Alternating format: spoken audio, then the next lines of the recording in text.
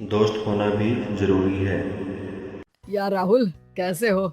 चलो कहीं घूमने चलते हैं। हाँ ठीक है। कहाँ चलेंगे? कहीं पहाड़ों पर?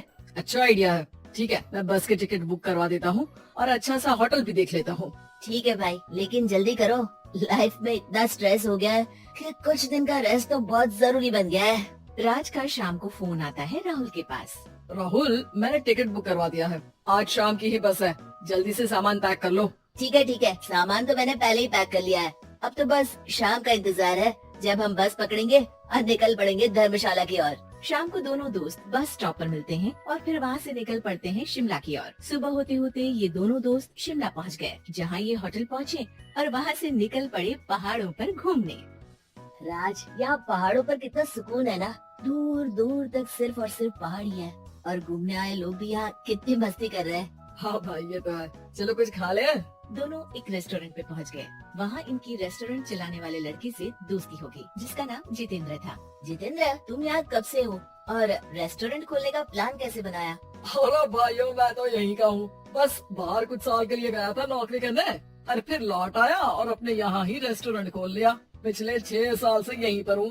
अरे लेकिन जितेंद्र, एक बात तो बताओ, रेस्टोरेंट ही क्यों? कुछ और काम क्यों नहीं? और भैया, अपना तो ये मानना है कि आदमी दुनिया में कहीं भी हो लेकिन उसे भूख तो लगेगी ही, और इसके लिए उसे खाना तो चाहिए ही।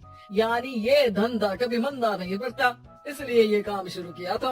लेकिन इस काम में क्या मुनाफा भी होता है या फिर बस ऐसे ही काम चल रहा है शौकियाना तौर पर? और अरे क्यों नहीं भैया, काम तो हो ही रहा है और मुनाफा नहीं होता तो ये 10 लोगों का स्टाफ कैसे रख लेता। वैसे आप भी क्यों नहीं इस बिजनेस में हाथ आजमाते हो? हाँ, आइडिया तो अच्छा है, लेकिन हम लोग तो सिर्फ यहाँ घूमने आए हैं और हमारे पास इतने पैसे भी नहीं है।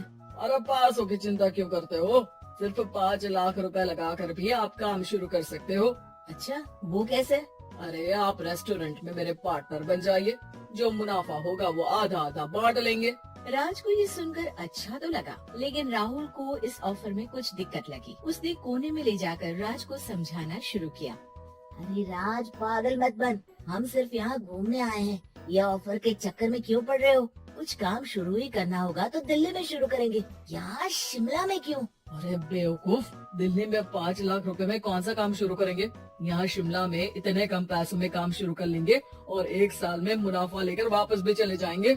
ओहो, अरे भाई, तुम्हें जो करना है करो, लेकिन मैं इस बिजनेस में तुम्हारा साथ नहीं दे सकता। याद रखो, हम यहाँ सिर्फ घूमने आए हैं, कोई बिजनेस करने नहीं। और इस जितेंद्र पर वैसे भी मुझे ज्यादा भरोसा नहीं हो रहा है। अरे तुम्हारी यही तो दिक्कत है, तुम्हें किसी पर भी भरोसा नहीं होता, लेकिन मुझे तो है। मुझे पता है कि इतने कम पैसों में मुझे जितेंद्र अपना बिजनेस पार्टनर बना रहा है। अरे लेकिन क्या गारंटी है कि पैसे लेने के बाद जितेंद्र तुम्हें बेवकूफ नहीं बनाएगा? अरे मुझे तो है, मैं कुछ नहीं जानता। मुझे सिर्फ ये पता है कि जितेंद्र मेरे बारे में ज्यादा ना जानते हुए भी मुझ पर कितना भरोसा कर रहा है। मुझे तो लग रहा है कि इसके पीछे उसकी मंशा ठीक नहीं है। बाकी तुम्हें जो ठीक लगे वो करो। मैं तो आज शाम की ही बस से वापस जा रहा हूँ। ठीक है, तुम चले जाओ, लेकिन याद रखना कि आज के बाद मुझसे कभी बात करने की कोशिश मत करना।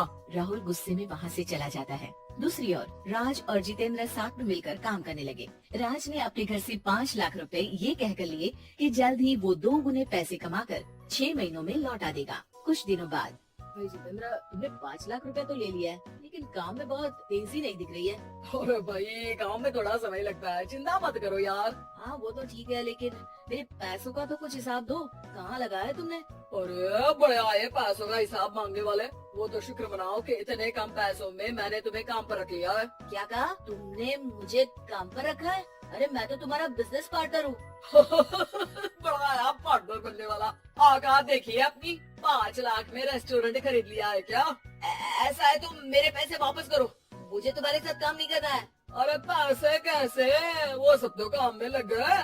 अब तुम्हें वापस जाना है तो चले जाओ, कोई पैसा नहीं मिलने वाला है।